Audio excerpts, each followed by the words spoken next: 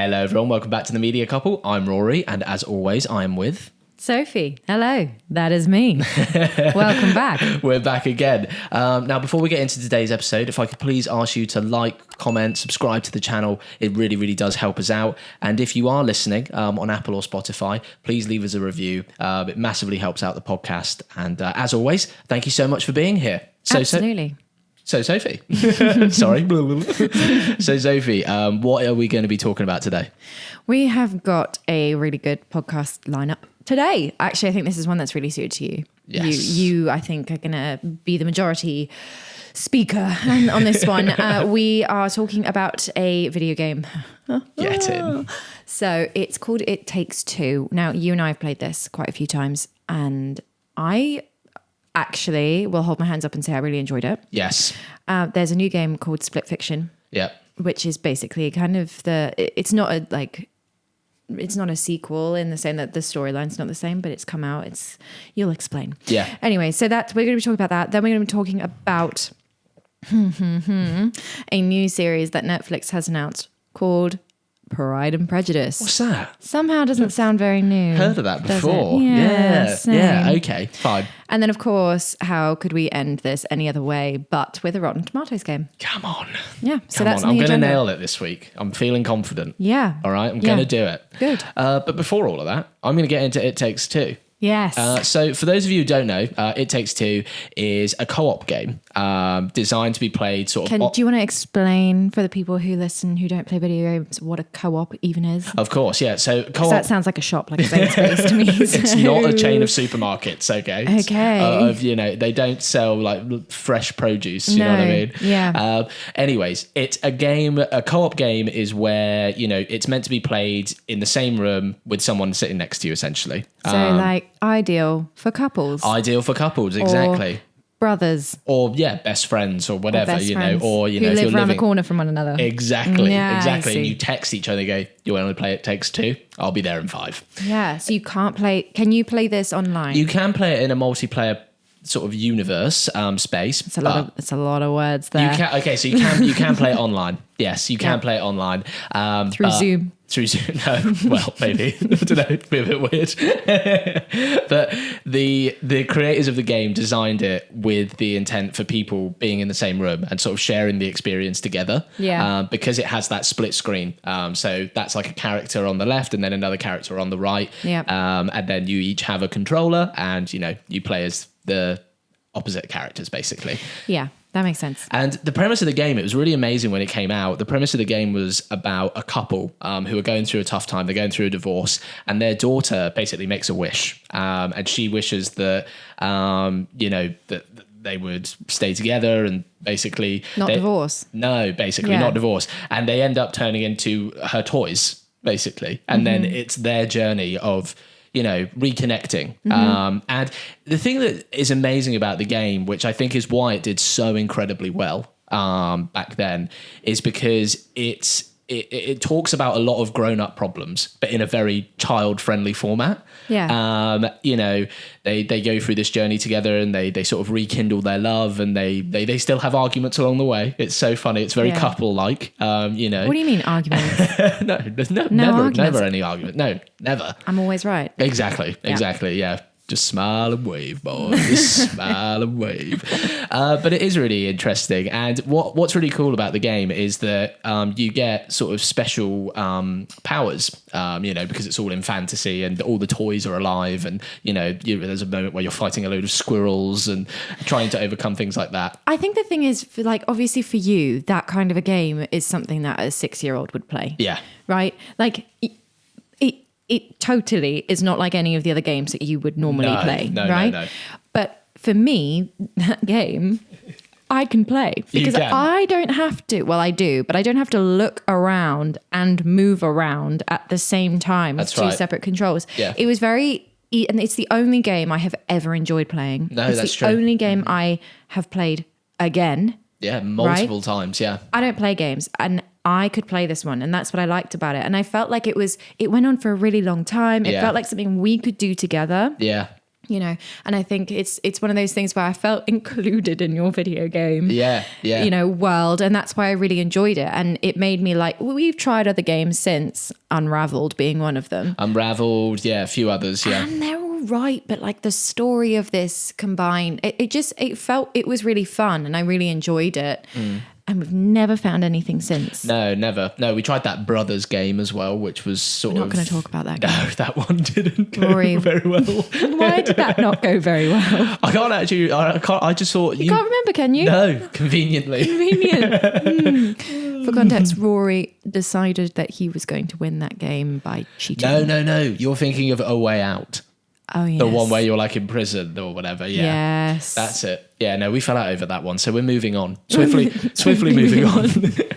But no, I think It Takes Two, yes, you're right. And it was really, really popular among couples. Yeah. It did so well. The studio behind it could not quite believe how successful it was with couples. But what does that say about video games generally, right? Is that women mostly who are, the women who are in relationships with men who play video games, because that is the general population. That's how a lot of them are made up. Yeah, they definitely want to play these games. They want to find... But these games aren't made for the interests or at the level of people who haven't played video games their whole life. Absolutely, yeah. It's kind of like this game offered people who don't like video games or just don't know about it. It sort of offered them an interest in it. Well, the thing is that I think about this. It's not that I don't like video games. Yeah. It's that I don't know how to play video games.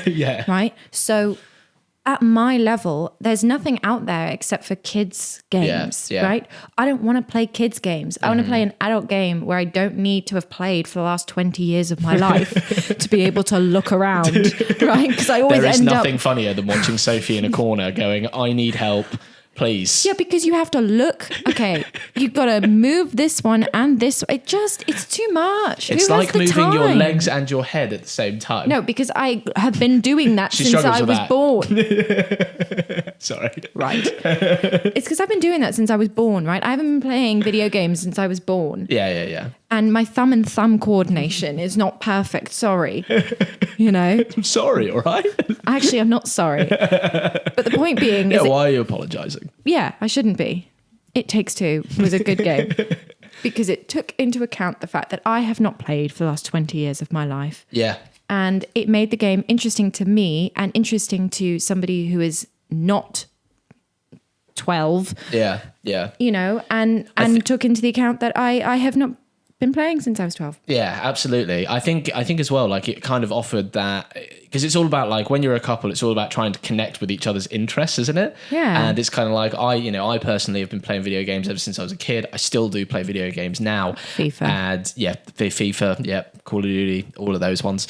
But it is so lovely to have your partner who's like, lost interest in video games, a while ago, just purely out of the fact that, it's like, you just naturally do, and then you find it complicated to get into it. But then having a game that literally gave you a way to connect, and it was so fun playing it together, and it's so fun playing it as a couple together, which is why I think the studio focused on a narrative that was like a couple trying to work things out. Yeah. And it's genius. And I think that's why it did so well. I mean, it won three awards at Game of the Year Awards. So, it won Best Game of the Year. So basically, if they pay attention to women's needs... They win awards and loads of money. Funny how that works. Funny how that works, yeah. I mean, I think if they make more stories that are based on things that we can all relate to, they tend to be quite successful, right? Games have a way of letting us escape, which I think is fair as well. But this one was just such a real story that was so relatable that I think that's why it was so fun for couples to play, because... you could see a lot of yourselves in those in those characters, and in those moments. Yeah, and what's really interesting, I think, as well, is that after we played It Takes Two, I remember asking you and saying, are there any other games like this that we could play? Yeah. Because I really enjoyed it. Games which are, built to be played by two people in the same room. Mm-hmm. And we struggled. Yeah. Really struggled to find... There are a few out there, granted, but not many. Yeah. Not in comparison to... the billions of video games that are available. Yeah. That's a fair point. I mean, I think like when I was younger, it was definitely pushed more, I think, where it was more cooperative. Like I growing up, I remember playing lots of video games with my brother, for example, and we'd sit there and play games together, and it was about Mario Kart. Yeah, it was like having your friends over. I mean, I'm sure you're the same, you know, like if you played any games, you'd have all your friends over from school and then you'd sit and play it. It was a collective experience that you did as kids. Whereas now it tends to be they make a lot more games for online stuff. Which I understand, but also I think it seems like they've forgotten where it started they've all just gone, online. But this game, I think, has shown that there's a whole host of people out there who live in the same house who want to play together. Yeah, absolutely. And you can capitalize on that. It was a sort of untapped market. Yeah. But what's exciting is there's a new game that's come out. There is. Which is basically the sequel. Not the sequel, but it's made. How does it work in games? It's not like a. It's not. Yeah, I mean, it's not a direct sequel. No, so it's not the same characters. It's not the same storyline. It's the same studio. Okay. So the same studio who created It Takes Two have created Split Fiction, it's the same vibe, right? So it's like cooperative, different skill sets in the game. Different unique powers. I just want to touch on that quickly. I find that interesting. Like it's kind of like, one character has certain strengths, the other character has certain strengths, but you need both of your combined strengths in order to achieve the goal, which is such a good metaphor of like, any relationship, isn't it? Oh, fully. And I think, compared to something like Mario Kart, which is basically you're racing each other, like which does have that element of competition in the room, which is fun, but it is a singular game that you're playing, right? Yeah. Whereas It Takes Two, you needed the other person that you couldn't go off and just play It Takes Two by yourself. Not that I would. Because you played it, it was, I forget what the main lady's name in the game is, but you had the hammer. Remember? Yes. You always had the hammer and I had the nails that you threw into the wall. Yes. Most of the game was just Rory waiting for me to try and do something. Any guy out there who's with their partner can just relate. Anyone who could just relate to waiting for your partner to jump over the fans that are spinning or some sort of moving platform. It was really fun. I did really enjoy it. I spent a lot of that time, game waiting around. Yeah. Well, deal with it. But it was really good fun. But you enjoyed it. Yeah, it was really good fun. But that's why I am quite excited for Split Fiction. Yeah, I think Split Fiction will be good. Yeah. Excited to try it and play it. I really hope it lives up to It Takes Two. Absolutely. I did think they were going to call the sequel to It Takes Two, It Takes Three. Oh, that would have been good, wouldn't it? But it was it should have been It Takes One. Yeah. It Takes Two. But then I guess It Takes Three. But then I guess it always takes two people. But that's what I mean. If it was It Takes One, then it'd just be a single character. You know what I mean? It's a tricky one. I haven't really thought through. Or you could have called it It Takes Two. But like with two. It takes too many. Like in Roman numeral sort of thing. Yeah. It takes too many. Takes a village. It just starts with, okay, there's too many of us here now. Okay, this is no longer a collaboration. This is just a mess. Okay. I'm going to need you all to go home. The game's over. Yeah, I haven't really been thinking through the titles of these. I've just kind of just been spitting out whatever's coming to my brain, not necessarily really thinking through how that would, play. No. This is why I'm not in charge of titling video games. It's a solid. Yeah, they I don't know what they'd be called. It takes too many. So. It takes none. Yeah. Right. Anyways, it takes. Moving on swiftly, we are also talking about Pride and Prejudice, the new series. Yeah. That Netflix have just announced. Yeah, so it's a limited series. So it'll be a mini series, sort of just. It really seems to be like, did the BBC make?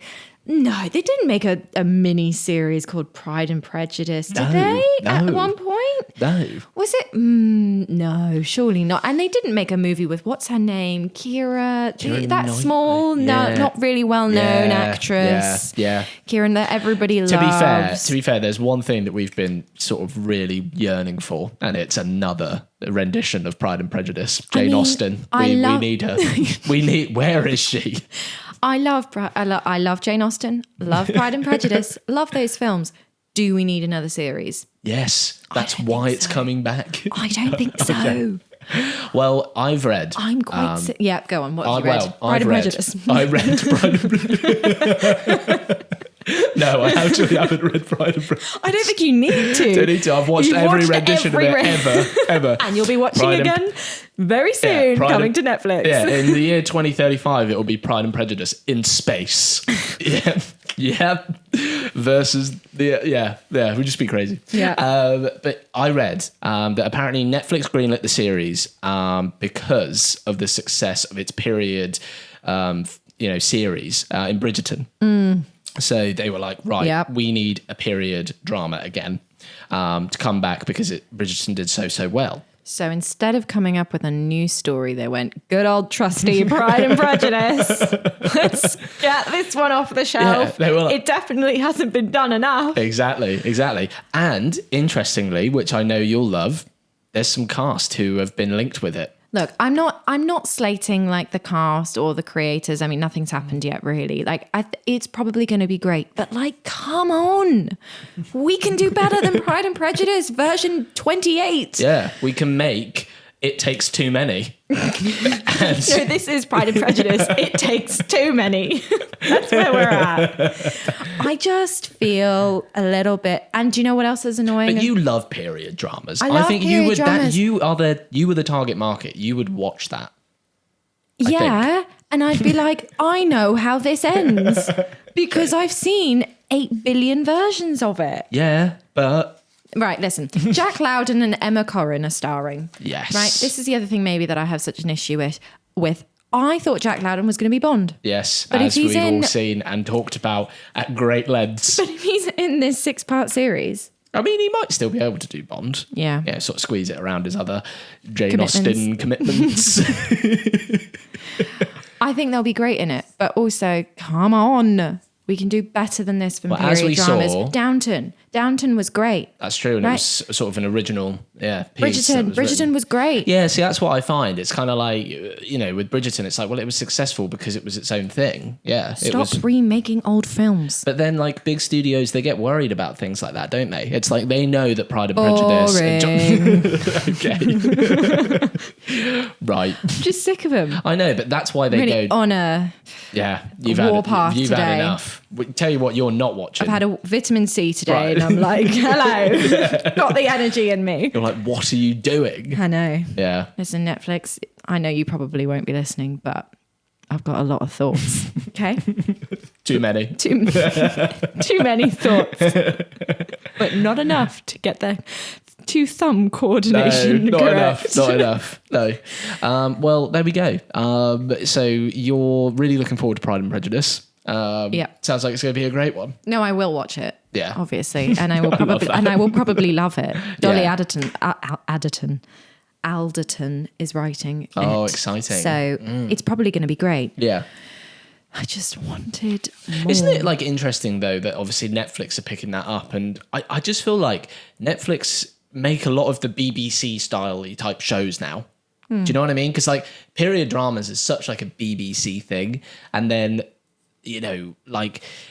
because Bridgerton was like sort of, it was only ever aired on Netflix. I'm always going to associate Bridgerton with that Netflix sort of vibe. Does that make sense? It's like a Netflix original. And Pride and Prejudice will become a Netflix show. It's just because they're the ones with the biggest, biggest bank. They won the streaming wars. So, they've got the most money. They've got the most bank. It costs an awful lot of money. For a period drama. Yeah. I mean, just think about the costumes. Okay. And the horses.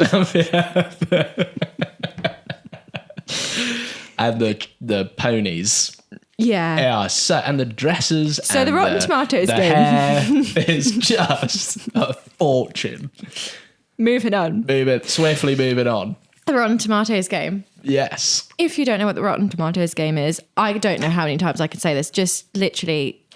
Too many times. Basically, the concept of the game is I give Rory a film title. He tells me what he thinks the percentage of critics and audience score is. I tell him if he's right or wrong. We discuss. We move on to the next one. That's the game. Pretty simple. Anyways, this week, it's all about video game films. I thought it was going to be. I'm quite happy about this. Yeah. Let's go for it. Come on, hit me with the first one. All right, the first one. It's a bit of a rogue one. Okay. Tetris. Oh, now that was a good film. 90% critic score. Okay. 85 audience. Okay, so I think Tetris is an interesting one because it's not like all the other ones on this list because Right. it's not the story of the game, because what would the story of Tetris be? Yeah. Right, it's not like you've got building blocks walking around. It's hardly... Jack Lowden has been cast as the main block in Tetris the movie. Yeah, that's it. No, but it's the story of how Tetris came to be. Yeah. So it's kind of a little bit of a... It's a really good film. It's like a true story, but Yeah. it was really good. Yes. Anyways, the critics score for that, not quite that high, 81%. Okay, fine. Still quite high. That is quite high. Still one of those, if I saw 81% on Rotten Tomatoes, I'd be like, watch we're it. watching that tonight. Yeah, definitely. Audience score, 88%. Okay. Yeah, they did like so it more. I wasn't far off. Taron on this Egerton one. did good. I know, he was really good in that. I mean, the story of it is actually mad. Like, Yeah. it's so crazy wild. how that, like, all that happened in it. But if you haven't seen that film, go and watch it because it's really good. It's actually quite timely for today's world as well. So it's a good one. Yeah. Okay. Anyways, next we have Lara Croft Tomb Raider, the original, with Angelina Jolie, not Alicia Vikander. Okay. Mm-hmm. Or 60% critic score. Okay. No, 40% critic score. Okay. Audience 55. Okay. Critically, 20%. Oh, I knew it would be low. It I bombed. knew it would be low. It bombed. Yeah. Audience score, Mm-hmm. 47%. Okay. Yeah. I thought that would be the case. I'm quite surprised because she's quite iconic. I in know. that. Yeah. I mean, I'm trying to think back to those films. They were 2001 when it came out, so we Yeah. were babies. Yeah, true. I mean, I haven't seen them in a long time. I guess they were like, I can see why critically it wouldn't have done well at that I time. just think it's such a fun game, though. A fun game. Oh, it's an amazing... Well, no, it is a good game. Not that I've ever played it. Because I wouldn't be able to Sophie, look out. she can't look around. Yeah, Sophie would be like, this game's very like one-dimensional. You know, I've been staring at this wall. Oh, we're going to play that after this. No, we're not. Anyway, Next game. next film. Film. This is hard. Ready Player One. Oh, I liked that film. That was really good. I know you did. I really liked it. Did you ever used to play the game? Ready Player One? No. Is it a game? Apparently it's a game. Oh, no, I never played the game. I like the film, though. Oh, fine. The film, 70%. No, 65. Audience score, 70. Okay. Critically, 71%. Okay. Audience, 77%. Fair. Okay, that's fair. That was a good film, actually. I but I did think really that enjoy that film. scoring is pretty That's fair. fair. Yeah, that's fair for that one. And then the last one Okay. is obviously The Last of Us. The series. With Pedro Pascal. Now we're talking. Of course. Yeah. Now that 95% critic, Okay. 90% audience. Okay. Critically, it did 94%. You have not got one of these right ever.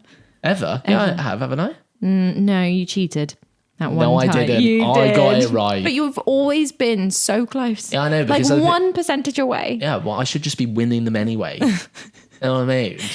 Audience score, 88%. Yeah, cool. That is basically... It was very good, the series. The Yeah. new one's coming out in a few days, isn't it? It is, it really excited for that. I also think anything Pedro Pascal does, Oh, he's a great guy. everybody's just genuinely going to love him. Yeah, that's true. So, but I do think that The Last of Us really put him on the map Yeah, for a sure. lot of people who didn't. Like he was big, but he was like big. Yeah. After that came out. I mean, it's such a big game. I hands down still did you say... play the game? Yes. Yeah. Yeah. It's by Naughty Dog, who used to make like such good video... They make really good video games, and they made such great games when I was growing up. But it's one of those where that game has won so many awards. I think it won like 9 gaming BAFTAs or something like that. So really what you're saying is It Takes Two should be remade into a film. Yes. Yes. Starring Jack Lowden. Yeah. God, he's got a busy schedule next year. He's playing square number 1 in Tetris. He's now going to play the guy from It Takes Two. He's in Bond and Pride and Prejudice. Jack, you are snowed under. Okay. We're sorry. We're But slowly turning into a Jack Lowden fan club. this is just podcast. Hello, welcome back to the Jack Lowden fan club. It's Sophie and I. It takes 3. Yeah. And Jack is here. Oh, well, on that. Bombshell. Thank you so much for watching. Really enjoyed that episode. Yeah. That was really fun. It was fun. Thank you all so much for watching. And please like, comment, subscribe to the channel. And if you're listening to us on Apple or Spotify, please leave us a review. It massively helps out the pod. And see you next Thursday. Yes, we will see you next Thursday. Indeedio. Absolutely. Indeedio. That's the first one. Never said that word before, but whoa, here we am are. I? Can I just rewind that and just let's all forget It just I said takes that too word. many things to do that. We right. need to go. Goodbye. Goodbye. Oh, that was funny.